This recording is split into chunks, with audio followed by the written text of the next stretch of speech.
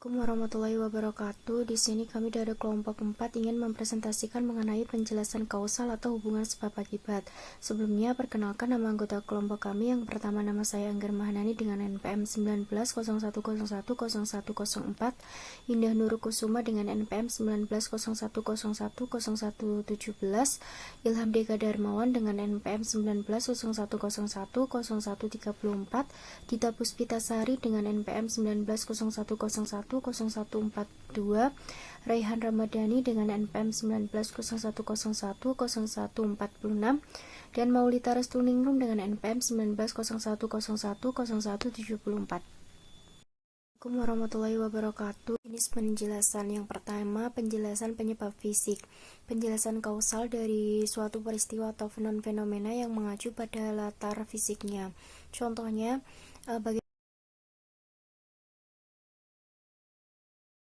jenis penjelasan yang pertama, penjelasan penyebab fisik.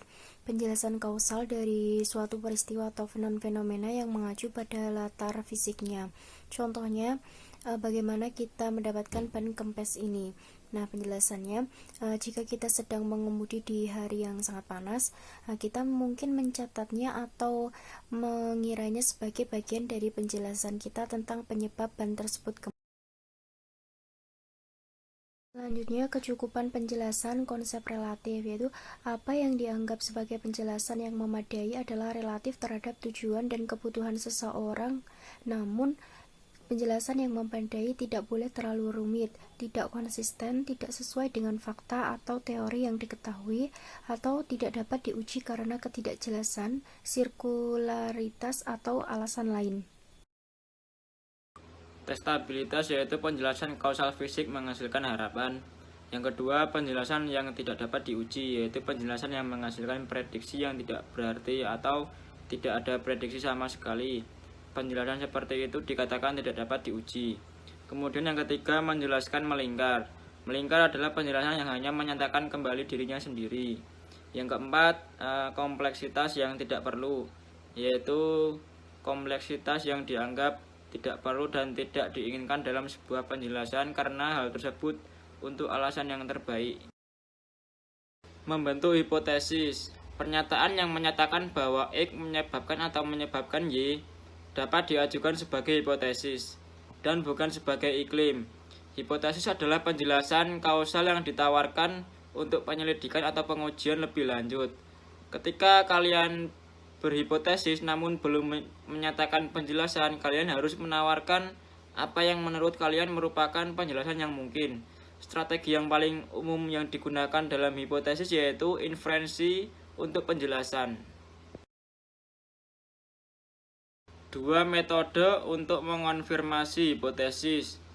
Metode yang pertama yaitu metode perbedaan, yaitu digunakan dalam mengombinasikan dengan metode berikutnya untuk menyarankan hipotesis kausal dan mengkonfirmasinya.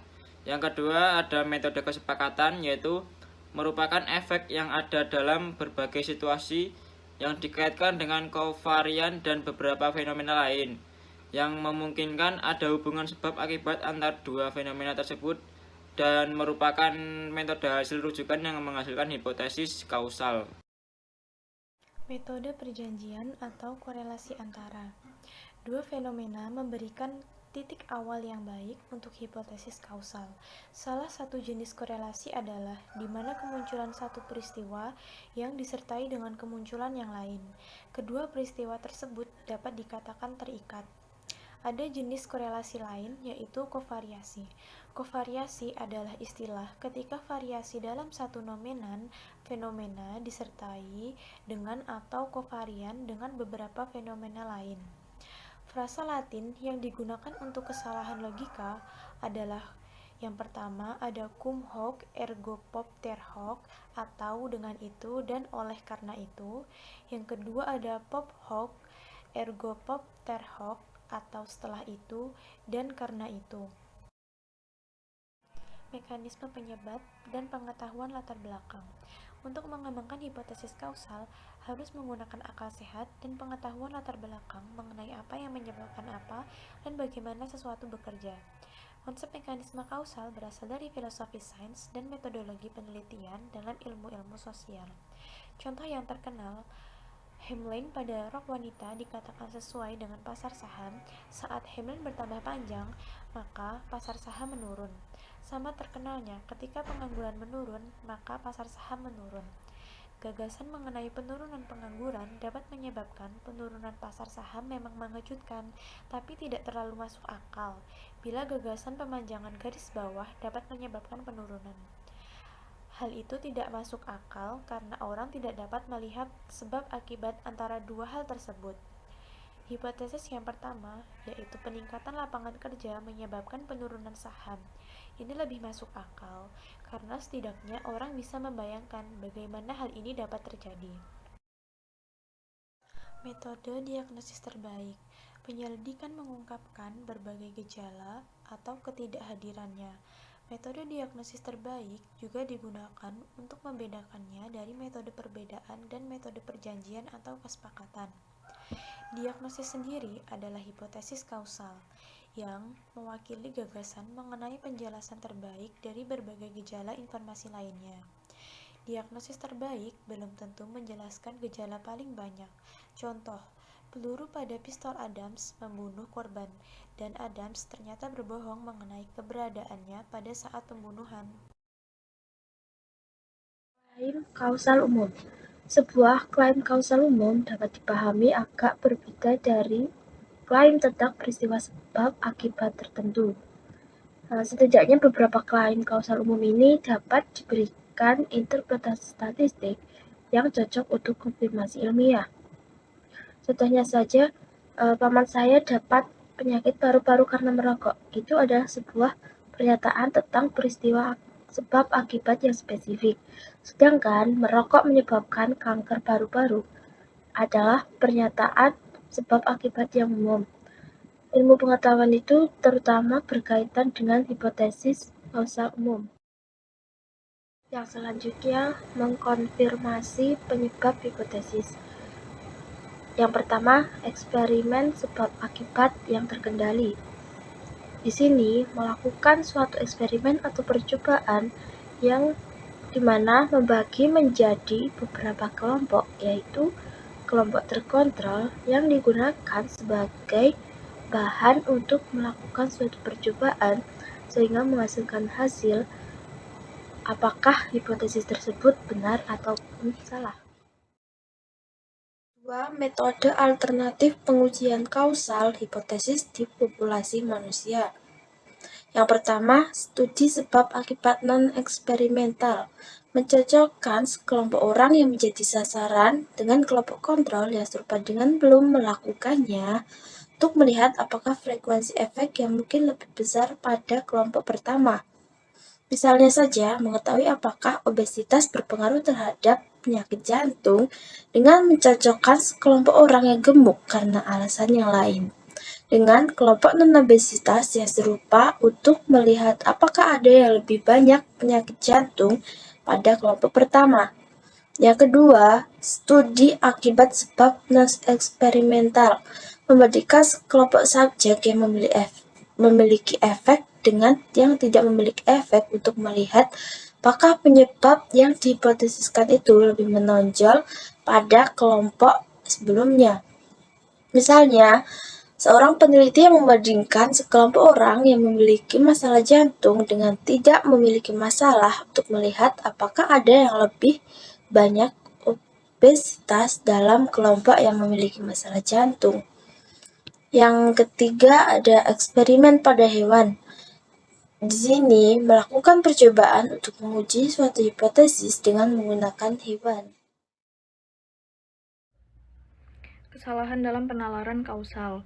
Jika terdapat hubungan kausal antara dua kejadian X dan Y, maka ada 3 kasus yang mungkin terjadi, yaitu yang pertama, X menyebabkan Y, yang kedua, Y menyebabkan X, dan yang ketiga, X dan Y sama-sama disebabkan oleh Z. Jika kita menyimpulkan bahwa X menyebabkan Y, sementara Y yang menyebabkan X, maka kita melakukan kesalahan yang mengacaukan hubungan sebab akibat. Jika kita menyimpulkan bahwa X menyebabkan Y atau Y menyebabkan X, sementara yang benar ialah bahwa keduanya sama-sama disebabkan oleh Z. maka kita telah mengabaikan penyebab bersama. Kesalahan-kesalahan tersebut adalah kesalahan penyebab gejala. Penjelasan kausal yang melibatkan salah satu dari dua kekeliruan berikut harus ditolak. Post hoc ergo propter hoc. Memikirkan fakta bahwa satu hal segera mendahului hal lain membuktikan bahwa hal pertama menyebabkan atau menyebabkan hal kedua. Cum hoc ergo propter hoc. Berpikir bahwa korelasi antara dua hal membuktikan bahwa yang satu menyebabkan atau menyebabkan yang lain. Cum hoc ergo propter hoc. Seperti yang dikorelasikan dengan BS. Oleh karena itu, telah dibuktikan bahwa AS menyebutkan BS atau bahwa A tertentu menyebabkan B tertentu. Post hoc ergo propter hoc. Seperti yang segera mendahului BS atau A khusus ini segera mendahului B khusus ini. Oleh karena itu, telah dibuktikan bahwa AS menyebabkan BS.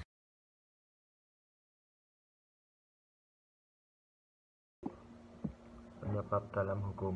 Arti terluas dari kata penyebab adalah conditio sine qua non, suatu kondisi yang tampaknya tidak apa-apa. Penyebab itu sering disebut penyebab tetapi untuk tidak akan terjadi, tetapi untuk X telah terjadi. Jika pistol tidak ditembakkan, Ernest tidak akan terbunuh. Jelas penyebab sine qua non relevan adalah konyol untuk menghukum seseorang karena menyebabkan kerugian Y dengan melakukan X ketika Y akan terjadi bahkan jika X tidak dilakukan. Sedangkan penyebab sine qua non atau tetapi untuk adalah fakta. Penyebab hukum atau langsung umumnya dikatakan kombinasi fakta dan keputusan atau fakta dan kebijakan. Ini A.M. Honore mencoba menunjukkan bahwa akal sehat dapat memandu keputusan yang diperlukan. Mereka berpendapat bahwa agar seseorang bertanggung jawab secara hukum atas suatu kerugian, kita harus dapat melacak kerugian yang ditimbulkan kembali ke tindakan orang tersebut. Katakanlah Smith melempar sebatang rokok yang menyala ke sikat pinggir jalan. Sikat tersebut terbakar. Angin sepoi-sepoi dan menyebabkan api menyebar. Dan akhirnya sebagian wilayah San Diego terbakar.